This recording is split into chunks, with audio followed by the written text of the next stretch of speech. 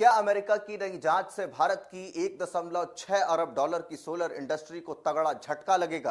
क्या चीन समर्थित कंपनियां भारत और अन्य देशों के जरिए अमेरिकी टैरिफ से बचकर फायदा उठा रही हैं? और इसी के साथ क्या इस कदम से भारत और अमेरिका के बीच व्यापारिक रिश्ते और बिगड़ सकते हैं? आइए जानते हैं इन तमाम सवालों के जवाबों को। नमस्कार, मैं ब्रह्मचारी आशीष और आप देख रहे हैं इन खबर। अमेरिका ने एक नई जांच शुरू की है जो भारत समेत कई देशों को बड़ा झटका दे सकता है। साथ ही भारत और अमेरिका के बीच व्यापारिक रिश्ते और बिगड़ सकते हैं। अमेरिका के इस जांच से भारत के 1.6 अरब डॉलर की इंडस्ट्री को नुकसान पहुंच सकता है। हम जिस इंडस्ट्री की बात कर रहे हैं वो सोलर एनर्जी है। अमेरिका भारत, लाओस और इंडोनेशिया से सोलर पैनल इंपोर्ट करता है। अमेरिका अब इस सेक्टर की जांच और विश्लेषण करने पर जुट चुका है, जिसे लेकर कयास लग रहे हैं कि नए टैरिफ लगाए जा सकते हैं।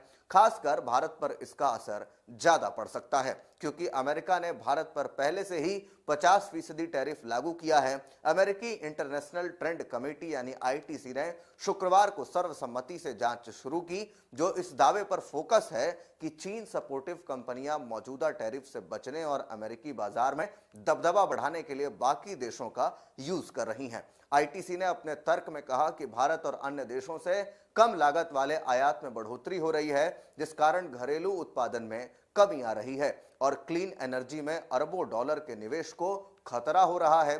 Alliance for American solar manufacturing and trade के प्रमुख वकील टीम ब्राइट बिल ने कहा कि आईटीसी का आज का फैसला हमारी याचिकाओं में लगाए गए आरोपों की पुष्टि करता है। उन्होंने कहा कि लाओस, इंडोनेशिया और भारत में चीनी स्वामित्व वाली अन्य कंपनियां अनुचित तरीके से व्यवस्था को प्रभावित कर रही हैं, जिससे अमेरिकी नौकरियां और निवेश कम हो रहे हैं। जांच के लिए याचिका जुलाई में दायर की गई थी, जिसमें फर्स्ट सोलर और क्यूसेल्स जैसे प्रमुख सौर कंपनियां शामिल हैं। अनेक आंकड़ों के मुताबिक इन तीनों देशों से आयात 2023 में बढ़कर 1.6 अरब डॉलर हो गया, जो पिछले साल केवल 28.9 करोड़ डॉलर था। ऐसा माना जाता है कि इसका ज्यादातर हिस्सा उन देशों से आया है जो पहले से ही अमेरिकी टैरिफ का सामना कर रहे हैं। याचिका में आरोप लगाया गया है कि भारत और अन्य देशों के माध्यम से काम करने वाली चीनी कंपनियां सरकारी सब्सिडी पा रही हैं और उत्पादन लागत से कम पर उत्पाद बेचती हैं, जिससे अमेरिकी व्यापार कानूनों का उल्लंघन होता है।